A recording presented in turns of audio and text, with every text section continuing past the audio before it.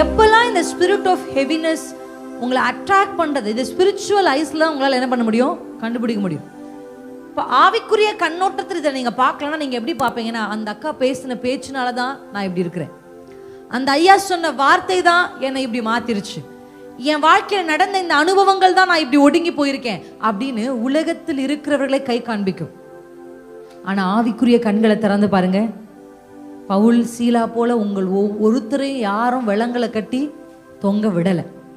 அப்போ அவங்களால முடியும்னா என்னாலையும் முடியும். எத்தனை பேர் சொல்ல போறீங்க? கையை அசைச்சு சொல்லுங்க, என்னால முடியும். பவுல் சீலாவால முடியும்னா என்னால முடியும். அல்லேலூயா. அவர்களால் அதை செய்ய முடியும். நம்மை போலதான், நம்மை போலவே இதே மாம்சத்துல பிறந்து இப்படி இருக்கிற சரீர வியாதிகளோடு கஷ்டப்பட்டவர் தான் பவுல். இதே போல மனுஷனுடைய வார்த்தையினால் வேதனைப்பட்டவர் தான் பவுல். பவுல் சொல்றார், எல்லாரும் துடைத்து போடுகிற கந்தையை போல நாங்கள் ஆனோம்னு சொல்றார். எங்களை எல்லாரும் யூஸ் பண்ணி தூக்கி போடுறாங்கப்பா, தேவன்ற போது எங்க கிட்ட வந்து தொடச்சுக்கிறாங்க, அப்புறம் எங்களை தூக்கி போடுறாங்க. இங்க எத்தனை பேர் அப்படி இருக்கிறீங்க? ஒருவேளை நீங்க அப்படி இருந்தா, பவுலும் அப்படிதான் இருந்தார். ஒருவேளை வியாதியோடு முள், சரீரத்தில் அவருக்கு ஒரு முள் இருந்தது, அவரும் அப்படிதான் இருந்தார்.